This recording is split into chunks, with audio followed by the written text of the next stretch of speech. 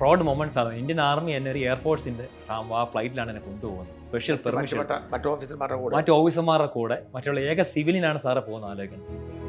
നിങ്ങളെ കുരിശിൽ തറയ്ക്കാൻ നടന്ന ചാനലെല്ലാം ഇത് കാണുന്നുണ്ട്. ഇവരെല്ലാം ചമ്മി കാണുന്നത്. ഇവർ റിപ്പോർട്ട് ചെയ്യാനും പറ്റുന്ന, റിപ്പോർട്ട് ചെയ്യാതിരിക്കാൻ പറ്റുന്ന ഇവരെല്ലാം കാണുന്നുണ്ട്. ഏഷ്യാൻ ന്യൂസ് ഉൾപ്പെടെ എല്ലാം കാണുന്നുണ്ട്.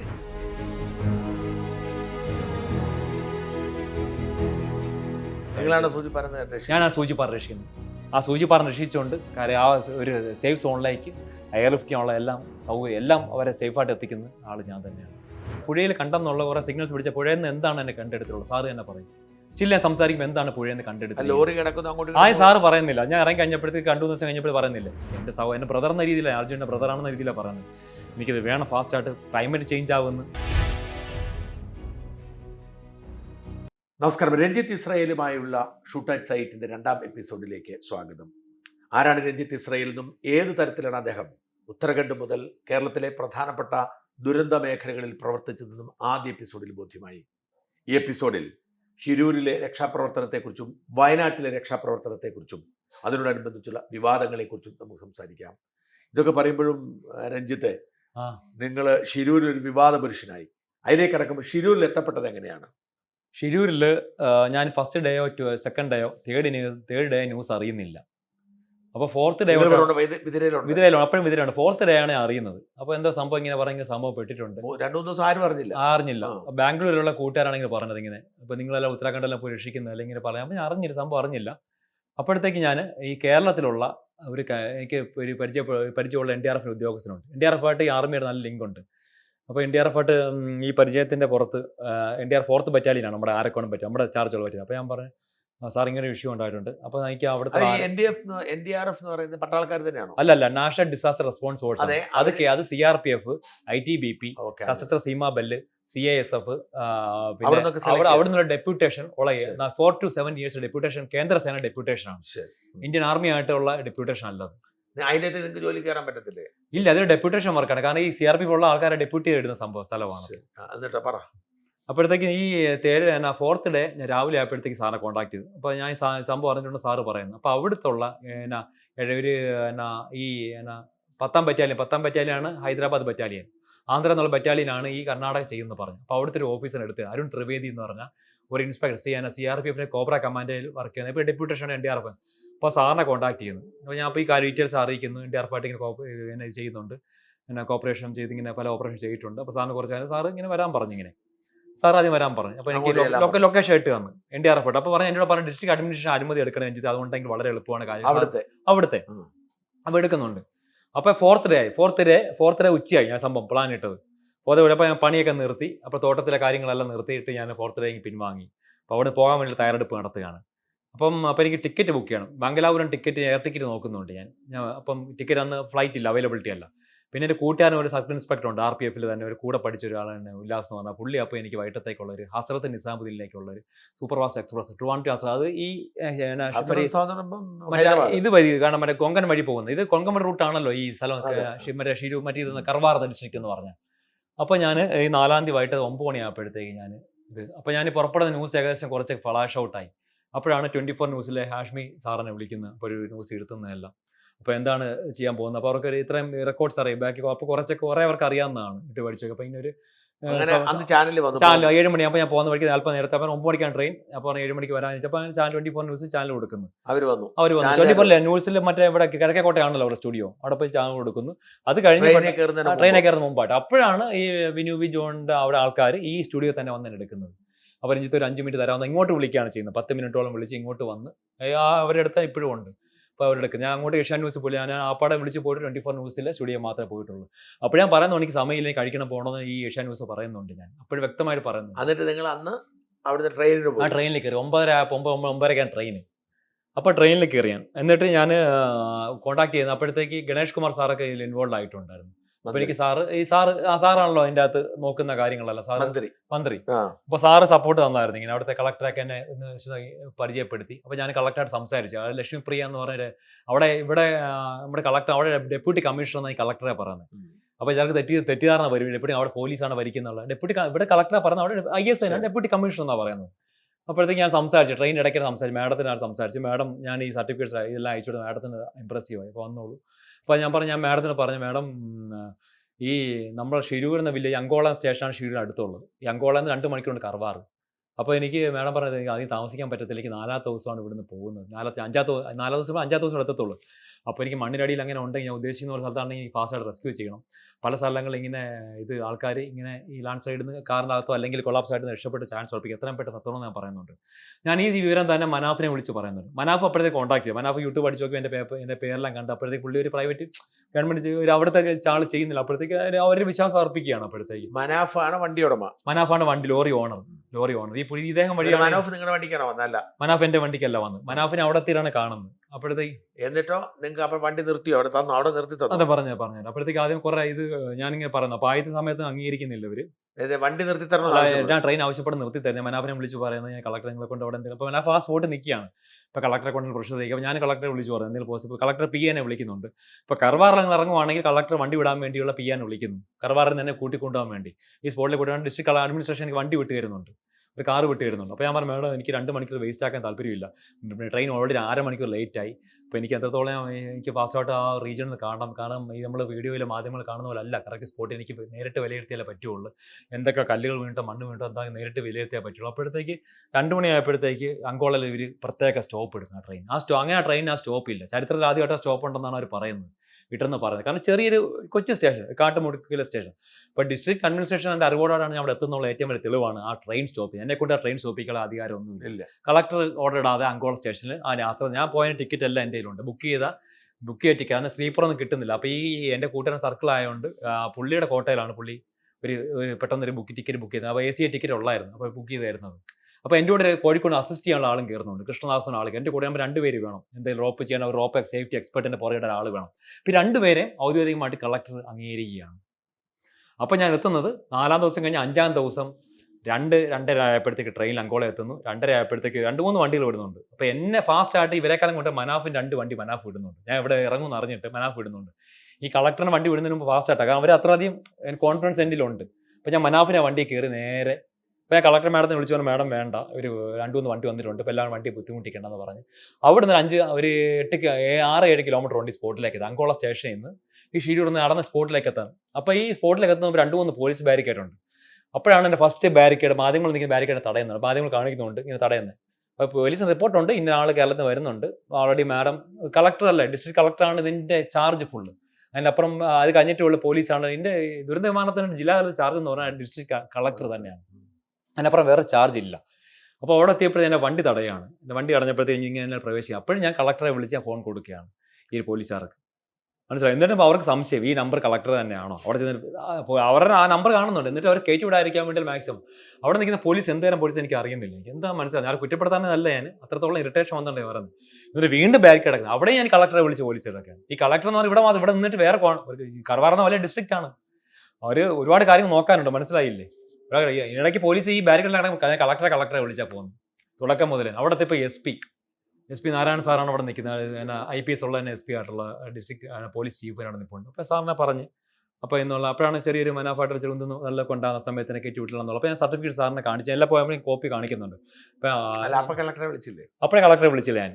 അപ്പോൾ അവിടുത്തെ കളക്ടറെ വിളിച്ചു. അപ്പോൾ അഡ്മിനിസ്ട്രേഷൻ ഇതാണ് പറഞ്ഞത്. അപ്പോഴത്തേക്ക് ഡെപ്യൂട്ടി കമ്മീഷണർ ഉണ്ട്. അതായത് സബ് കളക്ടർ പോലത്തെ അത് സ്ത്രീ തന്നെയാണ്. നൈന മാഡം എന്നൊരു സ്ത്രീയാണ് ആ സമയത്തുണ്ട്. അപ്പോൾ ഈ കളക്ടറെ ഏൽപ്പിച്ച് എൻ്റെ റിപ്പോർട്ടിംഗ് എല്ലാം ചെയ്യാനുള്ള നൈന മാഡം, എന്തൊക്കെ മൂവ്മെൻറ്റാണ് നടത്താനുള്ളത് നൈന മാഡമാണ് ഈ സബ് കളക്ടർക്കാണ് കൊടുക്കേണ്ടത്. അതെല്ലാം സ്ത്രീയാണ്. ADM സ്ത്രീയായിരുന്നു, ഒരു സബ് കളക്ടർ സ്ത്രീയാണ്, കളക്ടർ സ്ത്രീയാണ്.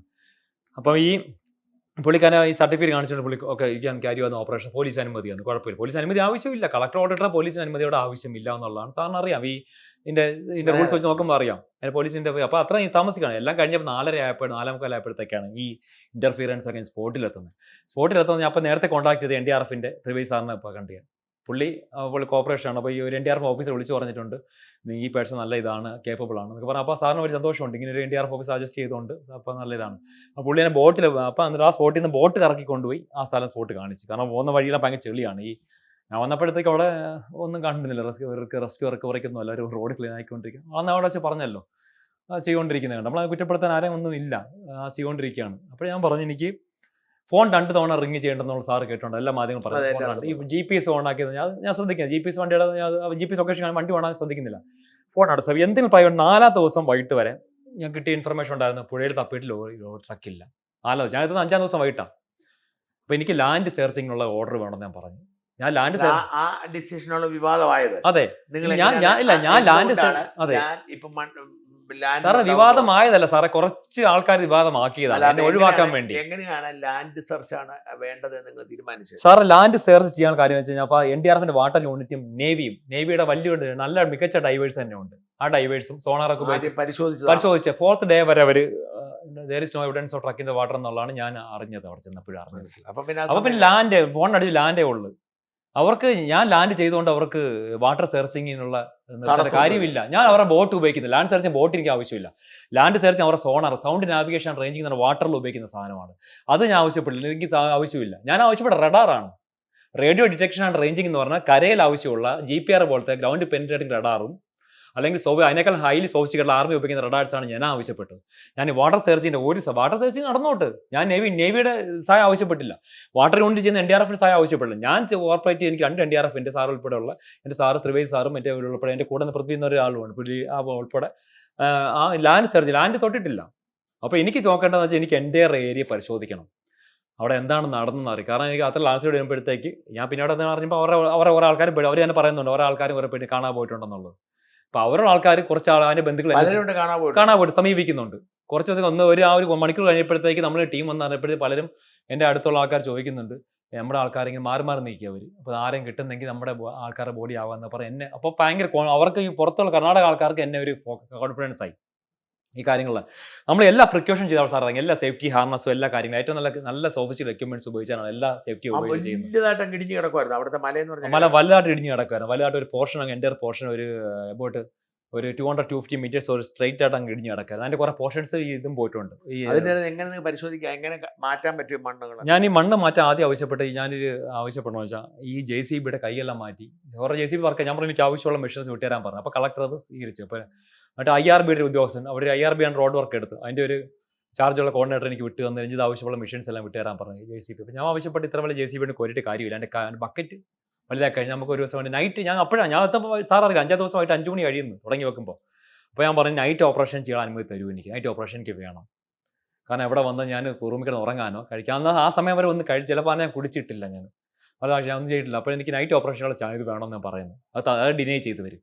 കാരണം ലാൻഡ് സൈഡ് ഉണ്ടാകാൻ ചാൻസ് ഉണ്ട്. ഞാൻ പറഞ്ഞ എല്ലാ സേഫ്റ്റി എക്യുപ്മെൻറ്റ്സ് ഉണ്ട്. എനിക്ക് റോപ്പ് സേഫ്റ്റി എക്സ്പെർട്ട് ഒരു എക്സ്ട്രാ ഞാൻ അസിസ്റ്റ് ചെയ്യാനുള്ള ആളെ ഇട്ടിട്ടുണ്ട്. ഞാനത് എന്ത് റിസ്ക് എടുത്താതെ എനിക്ക് പരിചയം പറ്റും. ഞാൻ എത്രയും പെട്ടെന്ന് തീർത്ത് പോകാനാണ് എനിക്ക് ആഗ്രഹിക്കുന്നത്. അപ്പം നൈറ്റ് ഡേ അപ്പോൾ ഒരു ദിവസം 5ാമത്തെ ദിവസം പോയി. 5ാമത്തെ ദിവസം വൈകിട്ട് ചെയ്യുന്ന പറഞ്ഞാൽ അന്ന് NITയുടെ പിള്ളേരുണ്ട്, നാഷണൽ ടെക്നോളജിയുടെ ഒരു GPR അവർ പഠിക്കുന്നൊരു പിള്ളേരാണ്. അവർ കുറച്ച് റഡാർ കൊണ്ടു, അത് അത്ര സോഫ്റ്റ്വെയർ റഡാർ അല്ലായിരുന്നു. പിന്നീട് അതാണ് ഞാൻ ദേഷ്യപ്പെട്ട് പറഞ്ഞത് അമ്പലപ്പറമ്പ് റഡാർ എന്ന് പറഞ്ഞു. അവർ കുറച്ച് പേര് അത് ആർമി റഡാർ എന്നാക്കി. പക്ഷേ ശരിക്കും ആർമി റഡാർ ഒന്നും അല്ല പറഞ്ഞത്, NIT റഡാറിന് ഉദ്ദേശിച്ചാണ് ഞാൻ പറഞ്ഞത്. അവർ വെച്ച് സ്പോട്ട് ചെയ്ത മാർക്കുകൾ അത്ര നമുക്ക് ആക്യുറസി അല്ലായിരുന്നു. അത് പിടിച്ചെടുത്തത് അയൺ ഓവർ കണ്ടന്റ് ഉള്ള വലിയ അടിക്കിടന്ന റോക്സ് ആയിരുന്നു. അപ്പോൾ 1-2 സ്ഥലത്ത് ഇങ്ങനെ സ്പോട്ട് ചെയ്ത് അങ്ങനെ. അപ്പോൾ പിറ്റേ ദിവസം ഇവിടെ ഉള്ള JCB ഉള്ള മെഷീനെയും വെച്ച് നമുക്ക് പരിമിതമായി തന്നിട്ടുള്ളത് ഈ പറഞ്ഞ ബക്കറ്റൊന്നും ചേഞ്ച് ചെയ്തിട്ടില്ല. അത് വെച്ച് മാക്സിമം അവിടുന്ന് ഞാൻ അന്ന് കളക്ടറിന് ആവശ്യപ്പെട്ടത് എനിക്ക് വേണ്ട ലെഫ്റ്റ് സൈഡിൽ ആ കൊളാപ്ഷൻ വന്ന ലെഫ്റ്റ് സൈഡിൽ ലോറി കിടന്ന ആ മണ്ണ് മാറ്റണം, പുഴവശത്തുള്ള ആ 2 മണ്ണ് മാറാൻ അനുമതി തരണമെന്ന് പറഞ്ഞു. എനിക്ക് ആ പിറ്റേ ദിവസം 6ാം ദിവസം 7ാം ദിവസം പകുതി ദിവസം മാത്രമേ എനിക്ക് വർക്ക് തന്നുള്ളൂ. 7ാം ദിവസം വൈകിട്ടായപ്പോഴത്തേക്ക് എൻ്റെ വർക്ക് ഇവർ ക്യാൻസൽ ആക്കുന്നു. അതിനിടയ്ക്ക് ഈ 2 ദിവസത്തിനിടയ്ക്ക് 1-1/4 ദിവസത്തിനിടയ്ക്ക് പോലീസ് ഇന്റർഫിയറൻസ് പല രീതിയിലുണ്ട്. പലപ്പോഴും എന്നെ മാറ്റുന്നു, സബ് കളക്ടർ കളക്ടർ വീണ്ടും ഓർഡർ വീണ്ടും പല ഇന്റർഫിയറൻസ് ശക്തമാണ്. അത് എനിക്ക് എന്താ മനസ്സിലാകുന്നത്, അതാണ് ദുരൂഹത വർദ്ധിപ്പിക്കുന്നത്. അതുകൊണ്ടാണ് ദുരൂഹത വർദ്ധിപ്പിക്കുന്നത്. ഞാൻ ഇടിക്കുന്നത് ഫോറസ്റ്റ് ലാൻഡ് അല്ല, പോലീസ് ഹെഡ്ക്വാർട്ടേഴ്സ് അല്ല, വേറെ സ്ഥലങ്ങളൊന്നുമല്ല. അവിടെ കിടന്നോ അവരൊക്കെ മണ്ണ് മാറ്റിക്കഴിഞ്ഞാൽ അവർക്ക് ഗുണം തന്നെയാണ്. എന്തായാലും ആ സ്ഥലം ക്ലിയർ ചെയ്യേണ്ട ആവശ്യം തന്നെയാണ്. എനിക്ക് പരിശോധിക്കും, ലാൻഡ് പരിശോധിക്കും. അതിനെ ഞാൻ അപ്പോഴും പറയുന്നുണ്ട് പാരലായിട്ട് നടന്നോട്ടെ, വാട്ടർ സെർച്ചിങ് നടന്നോട്ടെ, അതിലൊന്നും നമ്മൾ തെറ്റ് പറയുന്നില്ല. ഈ വാട്ടർ സെർച്ച് ഉപകരണമൊന്നും ഞാൻ ഇങ്ങോട്ട് ഇംപ്ലിമെന്റ് ചെയ്യണമെന്ന് പറയുന്നുമില്ല. നേവിയെ സ്റ്റോപ്പ് ചെയ്യിക്കാനോ NDRF വാട്ടർ യൂണിറ്റ് സ്റ്റോപ്പ് ചെയ്യിക്കാനോ ഞാൻ ജില്ലാ കളക്ടറോ SP ഒന്നുമല്ല. അപ്പം കുറച്ച് പേരെ ഗൂഢാലോചനപരമായിട്ടാണ് ഇതിനകത്തുള്ളത്. അപ്പോഴത്തേക്ക് എന്നെ കുറേ ചേഞ്ച് ആയിരുന്നു. ഞാൻ അവിടുത്തെ അറിയാലോ കോൺഗ്രസ് ഗവൺമെന്റ് ഭരിക്കുന്നത്. അപ്പോൾ കുറച്ച് എൻ്റെ സൈബർ അറ്റാക്ക് സമയത്ത് തുടങ്ങിയിരുന്നു, ഉച്ചവെടുത്താൻ തുടങ്ങിയിരുന്നു. ആ ഒരു ഉച്ചവെടുത്ത് തന്നെ ഞാൻ പഴയ കാര്യങ്ങൾ പിന്നെ ഒരുപാട് മോശപ്പെട്ട രീതിയിലാണ് തുടങ്ങിയിരുന്നു. ആ അറ്റാക്ക് ആ സമയത്ത് ഉടലെടുത്തിരുന്നു. കാരണം എന്നെ ആ രീതിയിൽ തന്നെ അപ്പോൾ ഒരു ഗ്രൂപ്പ് അവിടെ കളിക്കുന്നുണ്ട് അല്ലെ, എന്നെ എന്താണെന്ന് മനസ്സിലാകുന്നത്. അതാണ് എല്ലാം ദുരൂഹത വർദ്ധിപ്പിക്കുന്നത്. അതാണ് വളരെ ദുരൂഹത വർദ്ധിപ്പിക്കുന്ന ഒരുപാട് കാര്യങ്ങൾ. അതിൽ കോൺട്രവേഴ്സി ഒരുപാട് ഞാൻ പോകുന്നില്ല.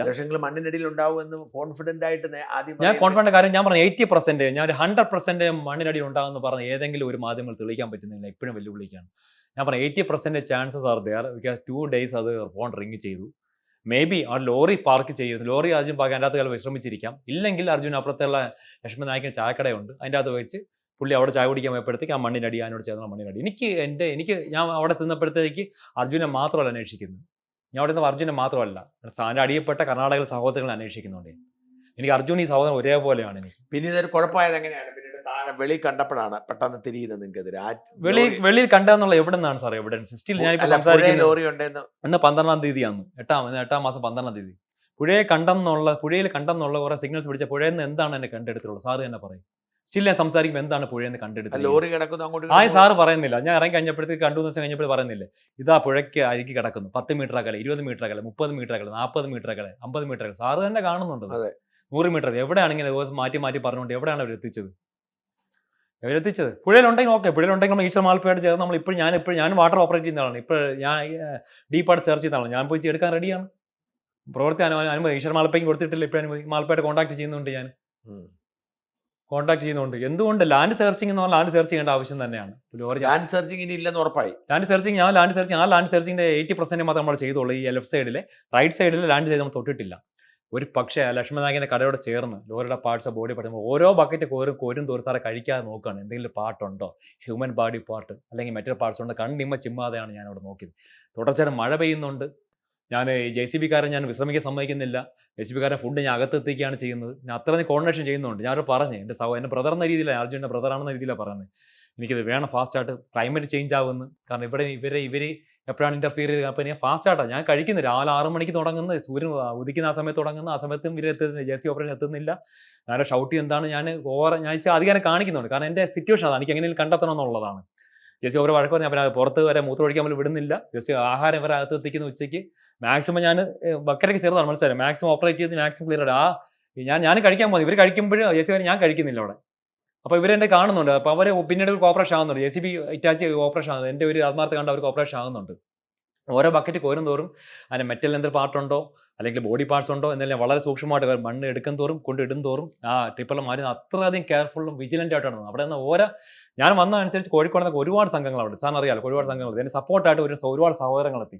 ഇവർ വന്ന ശേഷം ഫുഡ് കിട്ടുന്നത് ഈ മലയാളി സംഘങ്ങൾ വന്ന ശേഷം എനിക്ക് ഫുഡ് എത്തിക്കുക. അതുവരെ ഞാൻ ഒരു ദിവസം ഞാൻ ആരും ഫുഡ് എത്തിക്കാനോ വെള്ളം എത്തിക്കാനോ അവിടെ ആരും തന്നെ ഉണ്ടായിരുന്നില്ല.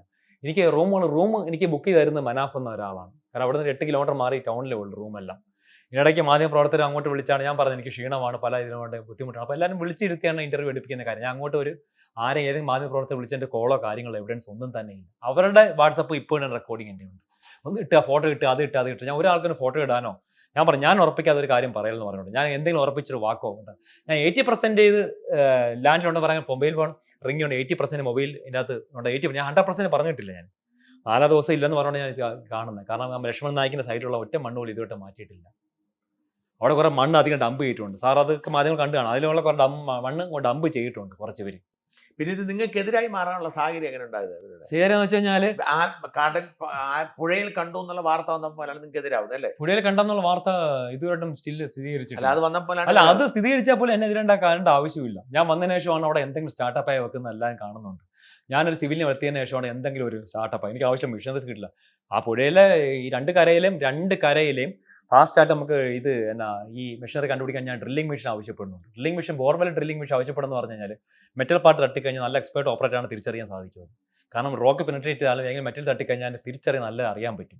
അപ്പോൾ നമുക്ക് ഈ JC മരുന്നൊക്കെ നല്ല കുറച്ച് ഭാഗം ഡ്രില്ല് ചെയ്ത് നോക്കിക്കഴിഞ്ഞാൽ പെട്ടെന്ന് ഫാസ്റ്റായിട്ട് എടുക്കും. ഏകദേശം എനിക്ക് അർജുൻ്റെ ബോഡി ഞാൻ അവിടെ പറയുന്നുണ്ട്. ആ വ്യക്തിനെ ഇവാക്യുവേറ്റ് ഞാൻ പിന്നീട് റെസ്ക്യൂ ഉപയോഗിക്കുന്നില്ല. അപ്പോൾ ഞാൻ നേരിട്ട് കണ്ടതിന് ശേഷം ആ സ്ഥലത്ത് റെസ്ക്യൂ എന്ന വാക്ക് പറയുന്നില്ല. അന്നത്തെ മാധ്യമങ്ങൾ സ്ഥലത്ത് ശ്രദ്ധിച്ചാൽ മതി. റിപ്പോർട്ടർ കൊടുക്കുന്ന ആൾ, ഏഷ്യാനെറ്റ് കൊടുക്കുന്ന ആൾ, ബാക്കി റിപ്പോർട്ടർ ഞാൻ പറയുന്നുണ്ട്. പിന്നെ ആൾ സംഭവ സ്ഥലം വന്നതിന് ശേഷം ആ വ്യക്തിനെ ഇവാക്യുവേഷൻ എന്ന് പറയുന്നുള്ളൂ. ഞാൻ റെസ്ക്യൂ എന്ന വാക്ക് ഉപയോഗിക്കുന്നില്ല. റിക്കവറി എന്ന് പറയാൻ എനിക്ക് ആ അമ്മയും അർജുൻ്റെ ഭാര്യ എല്ലാം പ്രതീക്ഷയോടിരിക്കുകയാണ് ഇപ്പോഴുള്ളത്. കാരണം അത്രയധികം അവിടെ ഹെവി ബോൾഡേഴ്സ് ഹിറ്റാച്ച് പോലും അനക്കാത്ത പറ്റാത്ത ബോൾഡേഴ്സ് അവിടെ വീണിരുന്നു. ഇല്ല, ഞാൻ സ്പോട്ട് കണ്ടപ്പോൾ ഹെവി ബോൾഡേഴ്സ് വീണെന്ന് എഴുതി കണ്ടപ്പോൾ നമുക്ക് നൈസ് മണ്ണാണ് അല്ലെങ്കിൽ തടി മാത്രമേ കൂടി കിടക്കുന്നെങ്കിൽ നമുക്ക് ഈ ബിൽറ്റ് ക്വാളിറ്റിയുള്ള ബെൻസാണ്ട് ചിലപ്പോൾ അതിനകത്ത് ഉണ്ടെങ്കിൽ ചിലപ്പോൾ നമുക്ക് chances are there. Big boulders വീണെന്ന് അവിടെ സാക്ഷ്യപ്പെടുത്തോടി 5ാമത്തെ ദിവസം സാക്ഷ്യപ്പെടുന്നത്. അതോടെ ഞാൻ വ്യക്തിയെ ഇവാക്കേറ്റ്. പിന്നെ എനിക്ക് ലോറി ഐഡന്റിഫൈ അതുവഴി അങ്ങനെ ബോഡി റിക്കവറി പ്രോസസ്സിങ് ചെയ്യാൻ പറ്റുമോ എന്നുള്ളതാണ് നോക്കുന്നത് ഞാൻ മാക്സിമം. അത് ഞാൻ പറഞ്ഞ പിന്നീട് ഏഷ്യാനെറ്റിന് ഒരു മാപ്പ് പറയുന്ന സാഹചര്യമോ നിങ്ങൾ ഇല്ല, വിമർശിക്കില്ല? എന്നെ വിമർശിക്കുന്നതാണ് അത്. ബിനു ബി ജോൺ സാറാണ് വിമർശിക്കുക. ബിനു ബി ജോൺ സാർ എന്താണ് വിമർശിച്ചത് എനിക്ക് മനസ്സിലാകുന്നില്ല. എനിക്ക് വളരെ വേദന ഉണ്ടാക്കിയത് എൻ്റെ മാതാപിതാക്കളുടെ വേദന ഉണ്ടാക്കിയ സംഭവമാണ്. അത് ബിനു ബി ജോൺ സാർ അത് തെറ്റായ ഒരു പിന്നീട് അവരെ തന്നെ പിൻവലിക്കേണ്ടി വന്നു. ഒരുപാട് അവർക്കെതിരെ തന്നെ മോശം കമൻറ്റ്സ്. ഞാൻ കൂട്ടുകാരൊക്കെ പറഞ്ഞ ആരെയും ഒരു തെറി വിളിച്ചുകൊണ്ട് കമൻറ്റ്സ് ഇടണ്ട, നിങ്ങൾ എതിർത്തുള്ള നെഗറ്റീവ് പുള്ളിക്കെതിരെ കമൻറ്റ്സ് ഇട്ടു. പക്ഷേ തെറി വിളിച്ചുള്ള കമൻറ്റ് ഞാൻ തന്നെ മാറ്റിച്ചു. എൻ്റെ കൂട്ടുകാരായിട്ടോ ഞാൻ തന്നെ മാറ്റിച്ചു. ഒരിക്കലും കിട്ടേണ്ട ആവശ്യമില്ല. ഞാൻ സാറിന് അറിയാം, ഇവിടെ നോക്കിയപ്പോഴത്തേക്ക് ഞാൻ സാറിനെ കാണിച്ചല്ലോ, എനിക്ക് കിട്ടിയ പ്രശംസാപത്രത്തിന്റെ കോപ്പിയിൽ സാറിനെ കാണിച്ചു. അതെങ്ങനെ ഇങ്ങനെ തിരിഞ്ഞു വന്നത്? നിങ്ങൾക്കെതിരായത് എങ്ങനെ? എനിക്ക് തിരിഞ്ഞ വലിയൊരു അവിടെ ഒരു ശക്തമായിട്ട് ലോബി എനിക്കെതിരെ ഉണ്ടായിരുന്നു. ആരായിരുന്നു അത് ഇപ്പം വെളിപ്പെടുത്തുന്നില്ല. അവർ വീണ്ടും അവർ തന്നെയാണ് സൈബർ അറ്റാക്കിന്റെ പിന്നിലുള്ളത്. ഈ സൈബർ പൊളിറ്റിക്സ് ആണ്? പൊളിറ്റിക്സ് അവിടെ ഒരു സ്റ്റേറ്റ് കോൺഗ്രസ് വഹിക്കുന്ന സ്റ്റേറ്റ് ആണ്. അപ്പോൾ ആരാം സാറിന് വഹിക്കാമല്ലോ. അവിടെ ആരൊക്കെയാണ് ഏതൊക്കെ MLA ആണ് വന്നതെന്ന് സാറിന് അറിയാമല്ലോ. എന്തായാലും ഇവിടുത്തെ ഉള്ളവർ. നിങ്ങൾ കോൺഗ്രസ്സുകാരനാണോ? അല്ല, ഞാൻ കോൺഗ്രസ്സുകാരനല്ല. ഞാൻ ഒരു രാഷ്ട്രീയ രഹിതമില്ലാത്ത എൻ്റെ സാറ് ബാക്ക്ഗ്രൗണ്ട് അന്വേഷിച്ച് ഒരു മതവും രാഷ്ട്രീയം ഒന്നും ഇല്ലാത്ത ഒരാളാണ് ഞാൻ. ഈ ഒരു സ്ഥലത്ത് ഒരു കുറച്ച് പേര് വന്ന് കാസർഗോഡ് നിന്ന് കുറച്ച് ഇസ്രായേൽ പേര് വന്ന് എങ്ങനെയാണ്? എനിക്ക് എൻ്റെ പേര് തന്നെയാണ് ഇവർ ഹൈലൈറ്റ് ചെയ്തത്. എന്നെ ചെയ്യുന്ന ആൾ നിങ്ങൾക്ക് എന്നെ ഫോക്കസ് ചെയ്ത ആളെ വന്ന ഉടനെ സ്നേഹം കാണിച്ച് മോനെ ഇസ്രായേൽ എന്ന പേര് അങ്ങനെ ഈ പുള്ളിയുടെ നേതൃത്വത്തിലാണ് സൈബർ അറ്റാക്ക് തുടങ്ങുന്നത്. അദ്ദേഹത്തിന്റെ പേരാണ് സൈബർ അറ്റാക്ക് തുടങ്ങി. ഈ ആൾക്ക് കേൾക്കുമ്പോൾ തന്നെ പറയും വന്ന ഉടനെ നിങ്ങൾക്ക് ഇസ്രായേൽ എന്ന പേര് വന്നു. പുള്ളിയോടെ ദുരന്ത കാര്യങ്ങളൊന്നല്ല അന്വേഷിക്കുന്നത്, എൻ്റെ പേര് വന്ന കാര്യങ്ങൾ അതൊക്കെ അന്വേഷിക്കും. അവർ സാറേ പിന്നെ സംസാരിക്കാതെ അത് എല്ലാം അറിയപ്പെടുന്ന വലിയ ആൾ തന്നെയാണത്. എന്തായാലും ഇവിടുത്തെ ഇപ്പം ഭരിക്കുന്ന ഭരണകക്ഷിയിലെ ആളല്ല അത്. ഈ സ്റ്റേറ്റ് ഭരിക്കുന്ന ഭരണകക്ഷിയുടെ ഒരാളല്ല അത് ഞാൻ ഉറപ്പിച്ച് പറയണം. അതിലുള്ളപ്പെട്ട ഒരു MLA കാര്യങ്ങളൊന്നുമല്ല. അപ്പോൾ അവിടെ ഭരിക്കുന്ന സ്റ്റേറ്റ് ആണ്. അവിടെ ഭരിക്കുന്ന സ്റ്റേറ്റ് കോൺഗ്രസ് ആണ്. ഞാൻ സിവിലിയം വന്ന് ചെയ്യുന്നത് കണ്ടപ്പോഴത്തെ പലർക്കും അവിടെ ഞാൻ ചില കാര്യങ്ങൾ പറഞ്ഞു, ഗവൺമെന്റ് ചെയ്തില്ല എന്നൊക്കെ കാര്യങ്ങൾ പറയുന്നുണ്ടല്ലോ. അപ്പോൾ അവർ എന്നെ അവിടെ ഇടിച്ച് താഴ്ത്തണം. അവിടെ ഗവൺമെന്റിൽ ഞാൻ ഇടിച്ച് താഴ്ത്തി പറഞ്ഞുള്ള ഞാൻ സത്യമാണ് പറഞ്ഞത്. ആ ഗവൺമെന്റിന്റെ അഡ്മിനിസ്ട്രേഷൻ ഒന്നും ഞാൻ പറഞ്ഞിട്ടില്ല. ഞാൻ ഒന്നാം ദിവസം വലിഞ്ഞു കയറി പോയാനല്ല, രണ്ടാം ദിവസം വലിഞ്ഞു കയറി പോയാനല്ല, മൂന്നാം ദിവസം പോയാനല്ല, നാലാം ദിവസം പോയാനല്ല, ഞാൻ 5-ാം ദിവസം എത്തിപ്പെട്ടാണ്. ഒന്നും ചെയ്യുന്നില്ല കണ്ടിട്ട് ഞാൻ സ്വയം എനിക്ക് ഒരുപാട് പ്രഷർ വരുന്നുണ്ട്. ഒരുപാട് പ്രഷർ എൻ്റെ വാട്സപ്പിലും ഫേസ്ബുക്കിലും വരുന്നുണ്ട്. നിങ്ങൾ ഉത്തരാഖണ്ഡിൽ പോയ ആൾ 41 ആ രക്ഷിക ദൗത്യം ഉണ്ടായിരുന്നിട്ട് എന്തുകൊണ്ട് അർജുനെ പോയില്ല. ഞാനൊരു പൈസ വാങ്ങിച്ചതിന് പൈസയൊന്നും ഇല്ല. ഞാൻ കടമെടുത്ത് പോകുന്ന ഒരുത്തനാണ് ഞാൻ. ഈ സംഭവങ്ങളെല്ലാം ഈ വിമർശിച്ച് ഞാൻ പോയാൽ കുറ്റം. ഞാൻ പോയില്ല നീ ഉത്തരാഖണ്ഡ് വരെ പോയിരുന്നു, എന്നിട്ട് ഒരു തൊട്ടടുത്ത് കർണാടകത്തിൽ കിടന്ന ആക്സിഡന്റ് നീ പോകുന്നില്ല. അത് പഴിയും കേട്ടവനാ. പോയാൽ ഇങ്ങനെയാണ് വലിയ ആളുകളിലേക്ക് മാധ്യമ ശ്രദ്ധ കിട്ടാൻ. എന്ത് മാധ്യമ ശ്രദ്ധയാണ് അവിടെ ഉള്ളത്? എന്താണുള്ളത്? 2 ദിവസം കഴിയുമ്പോൾ എല്ലാവരും മറക്കരുത്. എത്ര ദൗത്യങ്ങൾ ഇതിനേക്കാൾ അപ്പുറം എത്ര ആൾക്കാർ രക്ഷിച്ചിരുന്നു? ആരൊക്കെ ഇപ്പോൾ ഓർക്കുന്നു? ഓർക്കുന്നതൊക്കെ? ഇതിനേക്കാൾ അപ്പുറം ജീവിതം കളഞ്ഞ് പരിക്കോട്ട് എത്ര ആൾക്കാർ രക്ഷിച്ചിരുന്നു? ആ സമയത്ത് ആരൊക്കെ പോയി കുറേ കമൻഡേഷൻ സർട്ടിഫിക്കറ്റ്സ് കിട്ടും. ആ സർട്ടിഫിക്കറ്റ് കൊണ്ട് എൻ്റെ ജീവിതത്തിൽ എനിക്കൊന്നും കിട്ടത്തില്ല. എത്ര ദിവസം 10 ദിവസം ഷിരൂരിൽ പോയി, 22 ദിവസം കഴിഞ്ഞ് വയനാടിൻ്റെ ദൗത്യം കഴിഞ്ഞ് 22 ദിവസം എൻ്റെ വീട്ടിൽ കയറി പ്രായ അപ്പനും അമ്മയും യൂറോപ്പിൽ ജോലി ഉപേക്ഷിച്ചിട്ടുണ്ട്. എൻ്റെ ബ്രദർ അയർലൻഡ് സെറ്റിലാണ്, അവർ യൂറോപ്പിൽ ജോലി കൊണ്ടുവരുന്നുണ്ട്. അവിടേക്ക് റെസ്ക്യൂ വർക്കെന്ന് പറഞ്ഞ് ഈ വർക്കൊക്കെ എന്ന് പറഞ്ഞാൽ ഹൈ ലെവലിലെത്താം. ആ സമയത്തൊക്കെ ഉപേക്ഷിച്ച് എൻ്റെ രാജ്യത്തിന് വേണ്ടി നിൽക്കുന്നത്. എന്നെ സപ്പോർട്ട് ചെയ്തിട്ടുള്ള ഏറ്റവും വലിയ വിഭാഗമാണ് ഇന്ത്യൻ ആർമി എന്ന് പറഞ്ഞാൽ. ഇസ്രായേലിന് പേര് വന്നത് എങ്ങനെയാണ്? അതൊരു ഹോളി നെയിമാണ്. ഹോളി നെയിം ഒരു സെലക്ഷൻ ആയിട്ട് അങ്ങ് ഇട്ടതാണ്. ഒഫീഷ്യൽ നെയിം ഒരു ബൈബിൾ നെയിമാണ്. എൻ്റെ പേര് രഞ്ജിത്ത് മാത്യു എന്നും എൻ്റെ രഞ്ജിത്ത് ഇസ്രായേൽ എന്നുമായിരുന്നു. ഞാൻ ഒരു അസുഖം വന്നില്ലായിരുന്നു. അപ്പോൾ ഞാൻ സെലക്ട് ചെയ്ത് പിന്നീട് ഒരു ചേഞ്ച് ചെയ്തിട്ട് നെയിമാണ് രഞ്ജിത്ത് ഇസ്രായേൽ എന്നുള്ളത്. ആ പേര് ഇല്ല, പേര് ഒരിക്കലും വിനയാകത്തില്ല. ആ പേരാണ് എൻ്റെ ഊർജ്ജം, പേരാണ് എൻ്റെ ഇത്. എന്നിട്ട് ഇപ്പൊ ഈ അർജുൻ എന്തായിരിക്കും പറ്റിയത്? അർജുന് പറ്റിയെന്ന് വെച്ചാൽ പൂർണ്ണമായിട്ട് അന്വേഷണം നടത്താൻ നമുക്ക് സാധിച്ചിട്ടില്ല. 1.5 ദിവസം കൊണ്ട് നമ്മളെ പ്രവർത്തനങ്ങൾ സ്റ്റോപ്പ് ചെയ്യിച്ച് നമുക്ക് ഇനിയും അവിടെ കണ്ടിന്യൂ ചെയ്യുന്നവരാണ് താല്പര്യം. വാട്ടറിൽ എടുക്കാനാണ് ഞങ്ങൾ റെഡിയാണ്. ഞാൻ ലാൻഡ് വാട്ടർ ഒരേപോലെ ഓപ്പറേറ്റ് ചെയ്യുന്നത്. ഈശ്വർ മൽപ്പയായിട്ട് ചെയ്യുന്നത്. ഈശ്വർ മൽപ്പ വളരെ വൈദഗ്ധ്യമുള്ള ആളാണ്. മറ്റേ ആളെക്കാലം മുങ്ങുന്നേക്കാൾ അപ്പുറം പുള്ളി തെളിയിച്ചുള്ള ആളാണ്. പല സന്ദർഭം എന്നെപ്പോലെ ആളാണ് പുള്ളി. വോളണ്ടറി സർവീസും മുക്കുവനാണ്. പുള്ളിയെ പോലും ഇപ്പോൾ അനുവദിക്കുന്നതാണ്. ഞാൻ കറണ്ടിൽ നിങ്ങൾ എന്ത് വിശ്വസിക്കുന്നത്? അർജുന്റെ ബോഡി ഒഴുകിപ്പോയി കാണാൻ സാധ്യത ഉണ്ടോ? വേറെ 1-2 കാര്യങ്ങളൊക്കെ നടന്നിട്ടുണ്ട് അവിടെ. സാറ് തന്നെ പല മാധ്യമങ്ങൾ കേട്ടിട്ടുണ്ട്. ഒരു ബ്ലാസ്റ്റ് നടന്ന കാര്യങ്ങൾ സാർ കണ്ടു. ഒരു ടാങ്കർ ലോറി എക്സ്പോർട്ട് ചെയ്ത്. അപ്പോൾ അതിൻ്റെ കാര്യങ്ങൾ വിശദാംശമൊക്കെ എൻ്റെ അറിഞ്ഞു വരുന്നതേ ഉള്ളൂ. ഇപ്പോൾ ഞാൻ പറഞ്ഞാൽ അതിന് മുമ്പുള്ള കർണാടക ചാനലുകളിലും അവിടെ പല ആൾക്കാർ സ്റ്റേറ്റ്മെന്റ്സ് കൊടുത്തിട്ടുണ്ട്. അതിൻ്റെ പല ചാനലിൽ പറഞ്ഞതിൻ്റെ കോപ്പി എൻ്റെ ബോഡി കിട്ടാൻ സാധ്യത ഉണ്ടോ? ബോഡി എടുക്കണം. എനിക്ക് ആ ലോറി ഐഡന്റിഫൈ ചെയ്യണം. എന്താണ് സംഭവിച്ചത്? ക്ലിയർ കട്ട് എവിഡൻസ് എനിക്ക് അറിയണം. അവിടെ അറിഞ്ഞാൽ എന്തൊക്കെയാണ് അവിടെ സംഭവിച്ചത്, എവിടെയൊക്കെയാണ് മണ്ണിട്ട് മൂടിയത്. നമുക്ക് 5-ാം ദിവസമായപ്പോൾ ഒരുപാട് മാനിപ്പുലേഷൻ ആണെന്നുണ്ട്. എന്തൊക്കെയാണ് അവർ പൂർണ്ണമായിട്ടും ഒരു കോപ്പറേഷൻ കിട്ടിയിട്ടില്ല എനിക്കവിടെ. ഒരു സ്ഥലം നമുക്ക് ചെന്ന് ബ്രീഫ് ചെയ്യാൻ ഒരാൾ കാണും, ലോക്കൽസ് അല്ലെങ്കിൽ അഡ്മിനിസ്ട്രേഷൻ ഒരാൾ വിട്ടുതരും. ഇവിടെ അത് എനിക്ക് കിട്ടിയിട്ടില്ല, കോപ്പറേഷൻ കിട്ടിയിട്ടില്ല. പിന്നെ ഇത് എന്നെ തേജോവധം ചെയ്യാൻ വേണ്ടി ഒരു രാഷ്ട്രീയ പാർട്ടിയിലും നിൽക്കുന്ന ഒരാളോ അല്ലെങ്കിൽ രാഷ്ട്രീയ പാർട്ടി എതിർത്ത് സംസാരിക്കുന്ന ആളല്ല. അപ്പോൾ എന്തുകൊണ്ട് ഒരു മാഫിയ എനിക്ക് തന്നെ ഒരു മാഫിയ തന്നെയാണ് എനിക്ക് തന്നെ നീങ്ങിയത്. അത് ആരാണ് എന്താണെന്നുള്ള വരും ദിവസങ്ങൾ അത് വെളിപ്പെടുക, കാര്യങ്ങളൊക്കെ സത്യസന്ധമായിട്ട് വെളിപ്പെടുക തന്നെ ചെയ്യും. അല്ല ഇത്രയും പറഞ്ഞ പോലെ ഈ നാളംകെടുത്തൻ്റെ ഏഷ്യാനെറ്റ് വഴി നാളംകെടുത്തൻ്റെ കാര്യങ്ങൾ ഒന്നും തന്നെ ഇല്ല. അതിനെതിരെ തന്നെ ഫേസ്ബുക്കിൽ എനിക്ക് അനുകൂലമായിട്ട് പലരും എനിക്ക് അനുകൂലമായിട്ട് ഇപ്പോൾ പോസിറ്റീവായിട്ട് ഒരുപാട് പലരും ഈ കമന്റ് ആദ്യമേ അവഹേളിക്കുന്ന പലരും പിൻവലിച്ചിട്ടുണ്ട്. ഇപ്പം സ്ക്രീൻഷോട്ടിൽ പലരും പിൻവലിച്ചിട്ടുണ്ട്. ഈ അതിനകത്തുള്ള ഏഷ്യാനെറ്റ് അറിയാവുന്ന തന്നെ ആർമി ഓഫീസേഴ്സിനെ പറഞ്ഞിട്ടുണ്ട്. ഇവർ വിളിച്ച് പറഞ്ഞ് ഇങ്ങനെ ഒരാളല്ല, ഒരുപാട് ഓപ്പറേഷൻ ചെയ്ത ആളാണ്. അപ്പം അങ്ങനെയൊക്കെ ഒരു നേരത്തെ ഓപ്പറേഷൻ ചെയ്ത വീഡിയോ ഒക്കെ ഈ പ്രശംസാ പത്രം വെച്ച ഒരുപാട് എനിക്ക് വീഡിയോസ് കാര്യങ്ങൾ എൻ്റെ ഫേസ്ബുക്കിൽ ഇറക്കാം. ഞാൻ എൻ്റെ ഫേസ്ബുക്ക് നോക്കിയാൽ ഈ പ്രശംസാ പത്രം കിട്ടിയിട്ട് ഒരു പോസ്റ്റ് പോലും ഇടാത്ത ആളാണ് ഞാൻ ഫേസ്ബുക്കിലൊന്നും. ഓക്കെ, അപ്പോൾ എന്തായാലും ആ വിവാദങ്ങളൊക്കെ അതിജീവിച്ചുകൊണ്ട് നിങ്ങൾ എന്നിട്ടും പിന്നോട്ട് പോയില്ല, പിന്നോട്ട് ഒരിക്കലും പോയിട്ടില്ല. നേരെ കാരണം ഞാൻ വയനാട് സാറേ രാവിലെ എത്തുന്നു കർണാടകത്തിൽ നിന്ന്. എന്നെ മാറ്റിയിട്ട് ഞാൻ അവിടെ തങ്ങുന്നുണ്ട്, ഞാൻ മാറി തങ്ങുന്നുണ്ട്. കാരണം ഇവിടെ എന്തെങ്കിലും ഇവര് വല്ല കേസിലോ ഉൾപ്പെടുത്തുന്ന പേടിച്ച് നിങ്ങളോട് മാറാൻ ചെയ്യേണ്ടെന്ന് പറഞ്ഞു. ചെയ്യണ്ടെന്ന് പറഞ്ഞു. എന്നിട്ട് മാറി ഞാൻ നിൽക്കുകയാണ്. ഞാൻ സത്യത്തിൽ മാറി നിൽക്കുകയാണ്. ഞാൻ എന്തെങ്കിലും അഡ്മിഷൻ അപ്പോഴും ജില്ലാ കളക്ടറെ ഞാൻ ഈ മാഡത്തിനെ കോൺടാക്ട് ചെയ്യുന്നുണ്ട്. അപ്പം മാഡത്തിന്റെ PA വിളിച്ച് എന്നെ അഡ്രസ് എല്ലാം എടുപ്പിക്കും. അപ്പം അവിടുത്തെ ഞാൻ ദിവസം പോകുന്നതിന് മുമ്പേ ഈ ലാൻഡിൽ അവർക്ക് അതുപോലെ വർക്കാണ് ജയിക്കുന്ന അവർക്ക് ഒരു ഇംപ്രഷൻ തോന്നുന്നുണ്ട്. അപ്പോൾ നിങ്ങൾക്ക് ഒരു കമ്പൻസേഷൻ ഉണ്ട്. ഞാൻ പറഞ്ഞു എനിക്ക് കമ്പൻസേഷൻ്റെ ആവശ്യമില്ല. എനിക്ക് എന്നെ പറയുന്ന റെക്കോർഡിക്കൽ ഞാൻ PA വിളിച്ച റെക്കോർഡ് എൻ്റെ ഫോണിൽ കിടപ്പുണ്ട്.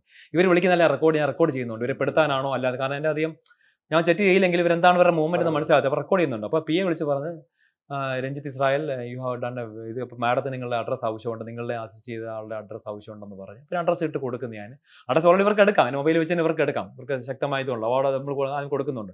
അപ്പോൾ നിങ്ങൾ കമൻറ്റേഷൻ ഉണ്ട്. അപ്പോൾ ഞാൻ അഡ്രസ്സ് അയച്ചു കൊടുക്കും. ഞാൻ അപ്പോഴേ പറയുന്നുണ്ട് എനിക്ക് കമൻറ്റേഷൻ ആവശ്യമില്ല, എനിക്ക് ഞാൻ ചെയ്ത കമൻറ്റേഷനിക്ക് ഒരുപാട് എൻ്റെ വീട്ടിൽ ഇരിപ്പുണ്ട്, എനിക്ക് ആവശ്യമില്ല എന്ന് പറയുന്നുണ്ട്. ഇത് ഞാൻ മനാഫിനെ വിളിച്ചും ബാക്കിയുള്ള അടുത്തെല്ലാം കൂടെയുള്ള ഞാൻ ഈ ഗ്രൂപ്പിനോടെല്ലാം പറയുന്നത്. മറ്റേ അപ്പോഴും എനിക്ക് സപ്പോർട്ട് ചെയ്യാൻ കോഴിക്കോട് ഒരുപാട് ഗ്രൂപ്പ് വന്നിട്ടുണ്ട്, ഇവിടെല്ലാം പറയുന്നുണ്ട്. അപ്പോൾ ഞാൻ പറഞ്ഞ് അപ്പോൾ ഞാൻ മാറി നിൽക്കുകയാണ്.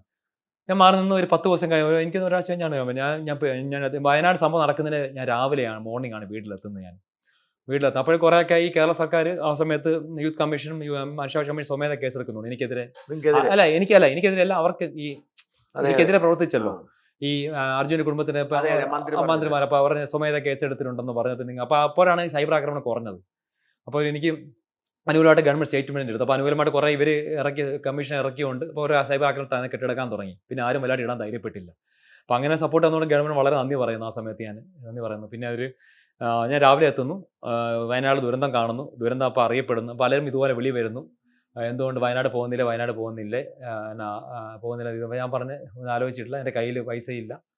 അപ്പോൾ ഞാൻ ഇന്ത്യൻ ആർമി പുറപ്പെടുന്ന പറഞ്ഞു. അപ്പോൾ ഇന്ത്യൻ ആർമിയുടെ ഒരു യൂണിറ്റ് വന്നിട്ടുണ്ട്. കാരണം ടി ആണ് എത്തുന്നത്, കണ്ണൂരിൽ ടെറിട്ടോറിയൽ ആർമിയോട് എത്തിയിട്ടുണ്ട്. ഞാൻ വിവരങ്ങളെല്ലാം അറിയുന്നുണ്ട്, പല ആർമിയും NDRF ആയിട്ട് വളരെ ചെയ്യുന്നുണ്ട്. അപ്പോൾ ഉച്ച കഴിഞ്ഞപ്പോഴത്തേക്ക് ഈ പാങ്ങൂർ നമ്മുടെ സെർച്ച് ആൻഡ് റെസ്ക്യൂവിന് ഇന്ത്യയിൽ നല്ല മികച്ച ടീം തന്നെ, അതായത് കേണൽ റിതിൻ ജോഷി നേതൃത്വത്തിൽ സാറിൻ്റെ ജതിൻ റോഹിത് സാറിൻ്റെ നേതൃത്വത്തിലൊക്കെ COയും പിന്നെ നമ്മുടെ ഏറ്റവും മോസ്റ്റ് ഫിയർലെസ് മാൻ വിശേഷിപ്പിച്ച ലഫ്റ്റനന്റ് കേണൽ ഋഷി സാറിൻ്റെ നേതൃത്വത്തിലും ടീം പോകുന്നുണ്ടെന്നുള്ളത് ഞാനിങ്ങനെ അറിയുകയാണ്. അപ്പോൾ എനിക്ക് കമ്മീഷൻ അഡ്രസ് തന്നിട്ടുള്ള ഒരു ടീമാണ് അവിടുത്തെ ഈ പാങ്ങോട് മിലിറ്ററി സ്റ്റേഷനിൽ ബ്രിഗേഡിയർ സാറൊക്കെ. അപ്പോൾ ഞാൻ സാറിന് അപ്പോൾ എന്നെ ഒരുപാട് പ്രശ്നമാണ്, വീട്ടിൽ നിന്നൊക്കെ ചേട്ടൻ വിളിച്ച് പറയുന്നുണ്ട് ഒരു കാരണവശാലും മാറി, കൂട്ടുകാരൻ വിളിച്ച് പറയുന്നുണ്ട് എന്തായാലും പോയാൽ പറ്റുള്ളൂ, നീ മാറി നിൽക്കില്ല, നീ ഇപ്പോൾ അവിടെ പോയില്ലെങ്കിൽ നിങ്ങൾക്ക് ഇതുണ്ടാകും. ഞാൻ അവിടെ പോണേ പറയുന്നുണ്ട്, എല്ലാവരും ഇങ്ങനെ ഇതുണ്ടാകും. ഞാൻ അവിടെ ചെന്ന് അവരെങ്ങനെ അക്സെപ്റ്റ് ചെയ്യുന്നുണ്ട്. അപ്പോൾ ഒരുപാട് എനിക്ക് ഇത് പ്രചോദനം തരുന്നു. അപ്പോൾ അപ്പോൾ ഞാൻ കാറിൽ പുറപ്പെടാൻ വേണ്ടി നിൽക്കുകയാണ്. അപ്പോൾ ഞാൻ ആദ്യം വിളിക്കുന്നത് ഞാൻ വയനാട് ഈ കളക്ടറേറ്റിൽ താൽക്കാലം എൻ്റെ അദീൽ അബ്ദുള്ള മാഡം ആലപ്പുഴ ജില്ലാ കളക്ടർ വയനാടാണ് പോകുന്നത്. അപ്പോൾ എൻ്റെ നിലമ്പൂരിലെ ഈ ആലപ്പുഴയിലെ പ്രവർത്തിക്കാനായിട്ട് മാഡം എനിക്ക് കൊറോണ സമയത്ത് എനിക്ക് ജോലി വരുന്നുണ്ട്. അവിടെ അസിസ്റ്റന്റ് കളക്ടറും ഡ്രൈവറായിട്ടും പുള്ളിയുടെ ഒരു അസിസ്റ്റൻ്റ് ഒക്കെ ആയിട്ട് പുള്ളിയെ എല്ലാ കാര്യവും നോക്കാൻ എന്നെ ഏൽപ്പിക്കുന്നുണ്ട്. അസിസ്റ്റന്റ് കളക്ടർ പോസ്റ്റ് ഒന്ന് ആദ്യമായിട്ട് വരുന്നത് വയനാട്. അപ്പോൾ എന്നെ മാഡമാണ് വിളിച്ച് എന്നെ പിക്ക് ചെയ്ത് അവിടെ കൊണ്ടുപോകുന്നത് വയനാട്. അപ്പോൾ എനിക്ക് വയനാട് കളക്ടറേറ്റിൽ 2-3 മാസം കുറച്ച് ദിവസമാണെന്ന് ഈ വർക്ക് ചെയ്ത പരിചയമുണ്ട്. അപ്പോൾ വയനാട് കളക്ടർ ഒരുപാട് കോൺടാക്ട്സ് ഉണ്ട്. അപ്പോൾ അവിടുന്ന് ആൾക്കാരും വിളിക്കുന്നുണ്ട് എന്നെ. കളക്ടർ ഉദ്യോഗസ്ഥർ അവരുടെ സപ്പോർട്ടാണ്, എൻ്റെ കഴിവിനെ നേരിട്ട് അറിയാവുന്നവരാണ്. അപ്പോൾ അവരെന്നെ പ്രതീക്ഷ നിങ്ങൾ പറഞ്ഞു, നിങ്ങളുടെ സാന്നിധ്യം വളരെ ഇതാണ് എന്ന് പറഞ്ഞ് വിളിക്കുന്നുണ്ട്. അപ്പോൾ ഞാൻ പറഞ്ഞു വരാമെന്ന് പറഞ്ഞുകൊണ്ട് അപ്പോൾ എൻ്റെ ഈ ഇരിക്കുന്ന കൂട്ടുകാരൻ എന്നെ വണ്ടി എടുത്ത് എന്നെ പുറപ്പെടാൻ വേണ്ടി നിൽക്കുന്നത്. അപ്പോൾ അവർ പറഞ്ഞ് ഡീസൽ ഇവരാണ് ചിലവെടുക്കുകയാണ്. ഞാൻ എൻ്റെ പൈസ ഇല്ലാന്ന് ഇവർക്ക് തന്നെ അറിയാം, ഇവരാണ് ചിലവെടുത്ത്. അപ്പോൾ കോഴിക്കോട് എൻ്റെ ഉള്ള ടീം വിളിക്കുന്നത്. അപ്പം ഞാൻ പറഞ്ഞു വരാമെന്ന് പറഞ്ഞു. ADM കോൺടാക്ട് ചെയ്യുന്നു. ADM പറഞ്ഞ് നിങ്ങൾ വന്നുള്ള ഒരു പ്രശ്നമില്ല, ഞങ്ങൾക്ക് ഹാപ്പിയാണ്. ADM വരാൻ പറഞ്ഞു. അപ്പോൾ പുറപ്പെടാൻ വേണ്ടി നിൽക്കുമ്പോഴത്തേക്ക് ഇങ്ങനെ ഇവർ പറയുന്നു പാങ്ങോട് ടീം ഇങ്ങനെ പോകുന്നുണ്ടോ. അപ്പോൾ ഞാൻ ബ്രിഗേഡിയർ സാറിനെ മെസ്സേജ് ചെയ്യുന്നു. അപ്പോൾ ADM അഡ്മിനിസ്ട്രേഷൻ വിളിച്ചിട്ടുണ്ട്, എനിക്ക് സന്തോഷം ഇന്ത്യൻ ആർമിയോടൊപ്പം ജോയിൻ ചെയ്യുന്നുള്ളൂ. അപ്പോൾ സാർ മോസ്റ്റ്ലി വെൽക്കം എന്ന് പറഞ്ഞ് സാറ് ഇൻവൈറ്റ് ചെയ്യുന്നു. അപ്പോൾ ഏറ്റവും വലിയ അഭിമാനമാണ് എൻ്റെ ഇന്ത്യൻ ആർമി. ഞാൻ ഇല്ലെങ്കിൽ ഇന്ത്യൻ ആർമി ചെയ്യും. ഞാനൊരു വ്യക്തി ഒന്നുമല്ല. അപ്പോൾ എനിക്ക് പ്രൗഡ് മൊമെന്റ്സ് ആണ്. ഇന്ത്യൻ ആർമി എന്നെ ഒരു എയർഫോഴ്സിൻ്റെ ആ ഫ്ലൈറ്റിലാണ് എന്നെ കൊണ്ടുപോകുന്നത്. സ്പെഷ്യൽ പെർമിഷൻ മറ്റു ഓഫീസർമാരുടെ കൂടെ മറ്റുള്ള ഏക സിവിലിനാണ് സാറെ പോകുന്നത്. ആലോചിക്കണം, അത്രയധികം. ഞാൻ ട്രിവാൻഡ്രം സംഗമം എയർബേസിൽ നിന്നാണ് പോകുന്നത്. നേരെ അങ്ങോട്ട് നേരെ പോകും. പോകുന്നത് കൂട്ടുകാരെ കൊണ്ട് വിടുന്നത്. ഞാൻ ഈ കാല് പുറപ്പെടാൻ വേണ്ടി എല്ലാം എടുത്ത് വെച്ചപ്പോഴത്തേക്കാണ് എനിക്ക് ഈ ഒരു മെസ്സേജ് കിട്ടുന്നത്, സാറിന് കൺഫർമേഷൻ അപ്പൊ മെസ്സേജ് നിങ്ങൾ കിട്ടുന്നത്. ആർമിയുടെ കൂടെ അവിടെ പോയി ഇറങ്ങുന്നു. ആർമിയോടൊപ്പം അവിടെ ഇറങ്ങുകയാണ് അപ്പൊ ചെയ്യുന്നത്. ഈ പത്രക്കാരൊക്കെ ഉണ്ടായിരുന്നോ? പത്രക്കാരെ ഞാനവിടെ ഈ പോയപ്പോഴത്തേക്ക് ആദ്യമായിട്ട് ഈ എയർഫോഴ്സിന്റെ ഇത്ര വലിയ വിമാനത്തെ സിവിലിംഗ് സ്പെഷ്യൽ ഓർഡറൊക്കെയാണ് സാർ, സിവിലിയാണ്. അപ്പോൾ സർട്ടിഫിക്കറ്റ്സ് ഒക്കെ വാങ്ങുന്ന ആധാർ കാർഡെല്ലാം വാങ്ങിച്ച് എനിക്ക് ഭയങ്കര പ്രൗഡ്ഫുൾ മൊമെന്റ്സ് ആയിരുന്നു. അതായത് അവരെല്ലാം ചോദ്യം, ആ നിങ്ങളെ കുരിശി തറയ്ക്കാൻ നടന്ന ചാനലെല്ലാം ഇത് കാണുന്നുണ്ട്. ഇവരെല്ലാം ചമ്മി കാണുന്നുണ്ട്. കാണുന്നത്, ഇവർ റിപ്പോർട്ട് ചെയ്യാനും പറ്റുന്നില്ല, റിപ്പോർട്ട് ചെയ്യാതിരിക്കാൻ പറ്റുന്നില്ല, ഇവരെല്ലാം കാണുന്നുണ്ട്. ഏഷ്യാൻ ന്യൂസ് ഉൾപ്പെടെ എല്ലാം കാണുന്നുണ്ട്.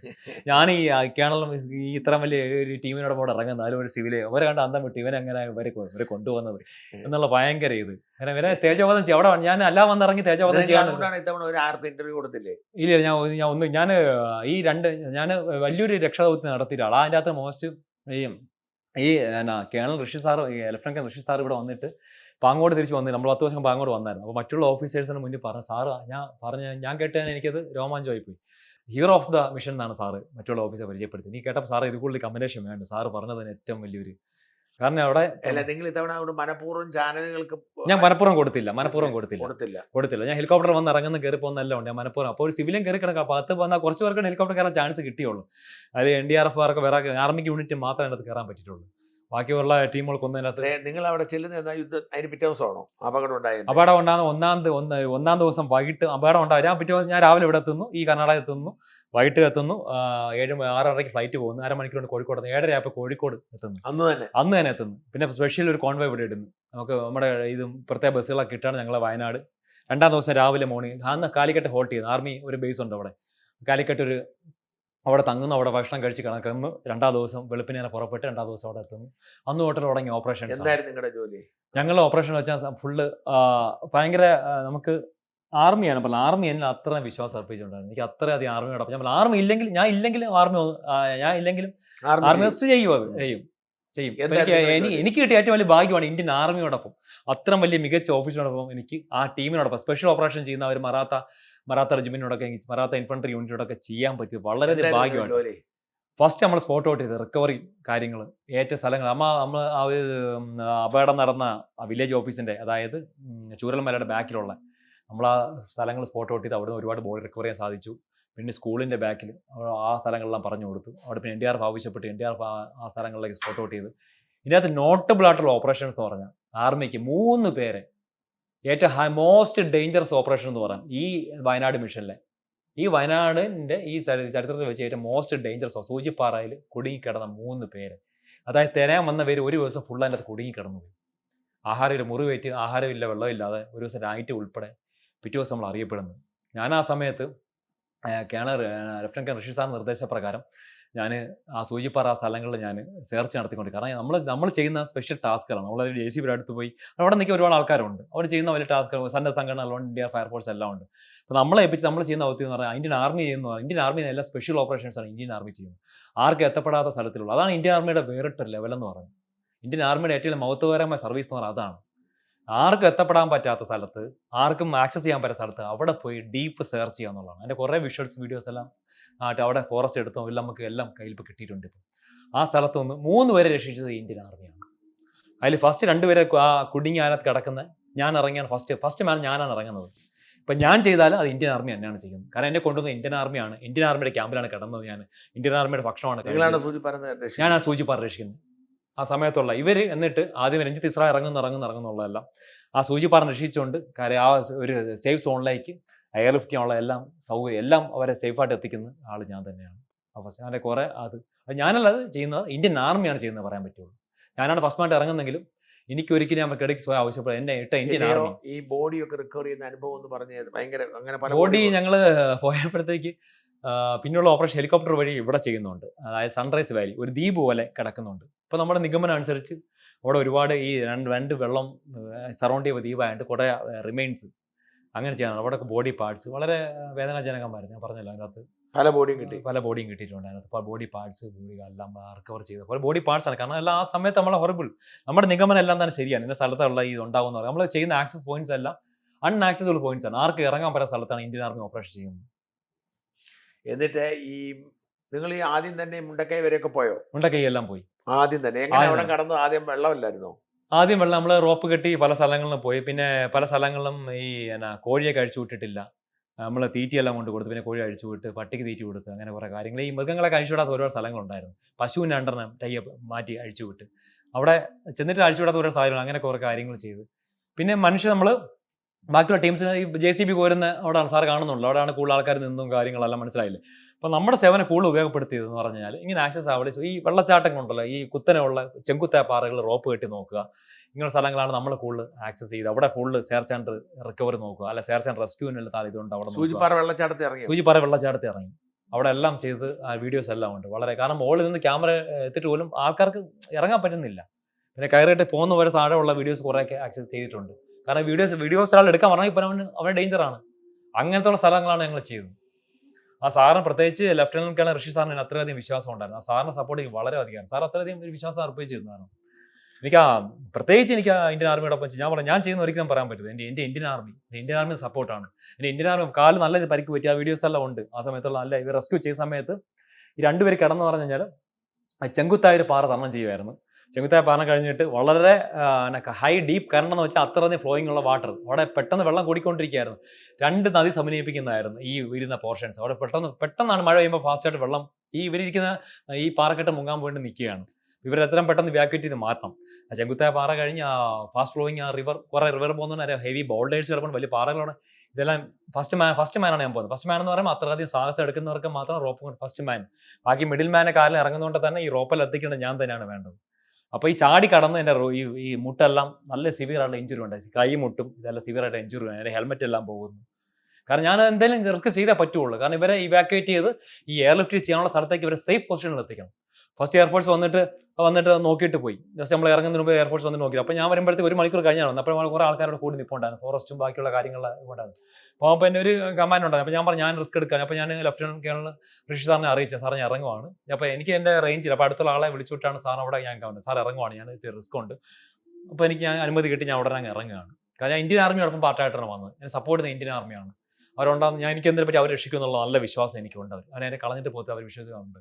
ഞാൻ ചാടി ഇറങ്ങി, എൻ്റെ റോപ്പായിട്ട് ഞാൻ ചാടി ഇറങ്ങി. അവരെ കുറേ മണിക്കൂറുകൾ നീണ്ട ഓപ്പറേഷൻസ് ആണത്. ആ സമയത്തുള്ള ഏഷ്യാനെറ്റും ഒക്കെ നോക്കിയാൽ കൂടെ ഉണ്ട് രഞ്ജിത്ത് ഇസ്രായേൽ ഇറങ്ങുന്നുണ്ട്. ആ റൗണ്ട് ചെയ്തുള്ള ഇറങ്ങുന്ന ആൾ മൊത്തം ഞാനാണ്. ഒരു ക്യാമറ ആക്സസ് ചെയ്യുന്ന അത്ര ദൂരമാണ്. 300 മീറ്റർ റോപ്പ് ഉപയോഗിച്ചാണ് ഏകദേശം ഇവരെ ആ സേഫ് സോണിലേക്ക് എത്തിക്കാൻ പറ്റിയത്. ഇവർ 2 പരിക്കുണ്ടായിരുന്നു. അവർക്ക് ഈ 2 പയ്യന്മാർക്ക് പരിക്കുണ്ടായിരുന്നു. 2 പേരും അവരാദ്യം പേടിയായിരുന്നു. അയ്യോ ഞങ്ങളായാലും വഴക്ക് പറഞ്ഞു. ഞാൻ പറഞ്ഞൊന്നുമില്ല, നിങ്ങളിവിടെ കാഴ്ച കാണാൻ ഫോട്ടോ എടുക്കാൻ വന്നതാണ്, നിങ്ങളും ഇതുപോലെ തപ്പിപ്പോയാണ്. നല്ല പിള്ളേർ, അവർ തപ്പി വന്നവരാണ്. അപ്പോൾ അവർ ഒരിക്കലും നിങ്ങൾ ഷൗട്ട് ചെയ്യേണ്ട ആവശ്യമില്ല, പലരും നിങ്ങൾ കുറ്റം പറയും. ഇതുപോലെ തുടക്കത്തിൽ അവിടെ ഷൗട്ടിങ് ഉണ്ടായിരുന്നു. ആരെ വിട്ട് ഇത്രയും ഞാൻ പറഞ്ഞു നിങ്ങൾ ആരും ഷൗട്ട് ചെയ്തില്ല, ഞാൻ കമാൻഡ് പറഞ്ഞിട്ടുണ്ട്.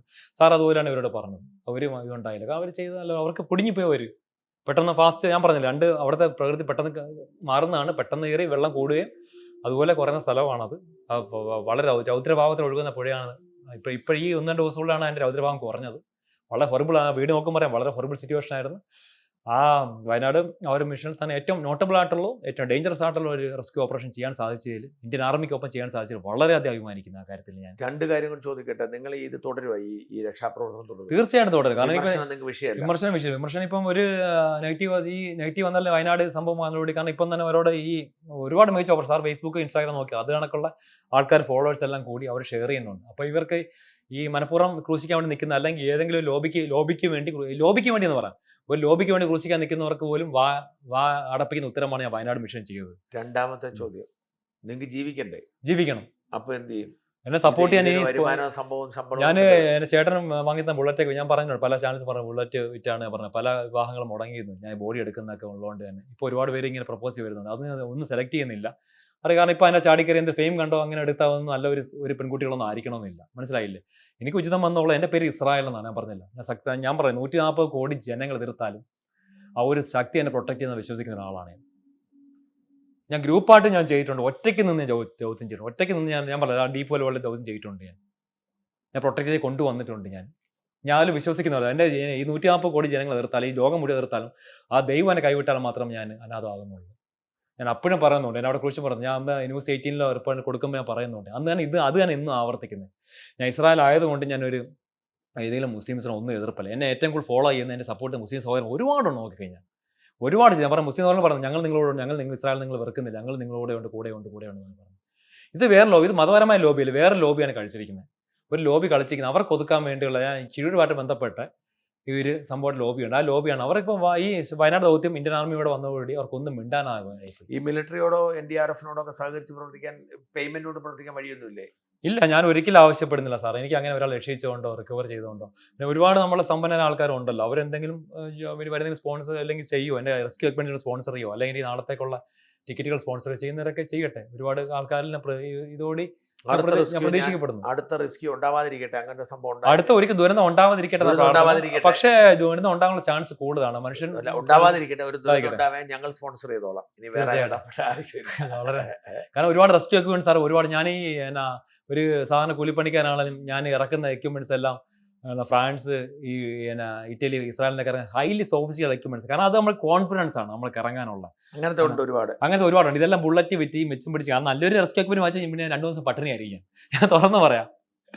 പിന്നെ 2 ദിവസം പട്ടിണി ആയിരിക്കും. ഒരു നേരം കഴിച്ചാൽ പിന്നെ വേണ്ട നല്ല ഫുഡ് കഴിക്കുന്നുണ്ടോ, ഞാൻ വേറെ മരുന്നുകളോ കാര്യങ്ങളൊന്നും എടുക്കാറില്ല. ഇപ്പൊ ആന്റിബയോട്ടിക്സ് ഒന്നും എടുക്കാത്ത ഒരാളാണ്. ഈ ബോഡി എടുക്കുന്നത് ഞാൻ ഗ്ലൗസ് ഒന്നും ഉപയോഗിക്കാറില്ല. അങ്ങനെ ഈ സാർ നോക്കുമ്പോൾ പെട്ടിമുടി വന്നിട്ട് ആളെ ഇറങ്ങി ഞാൻ കൈകൊണ്ടാണ് ഞാൻ.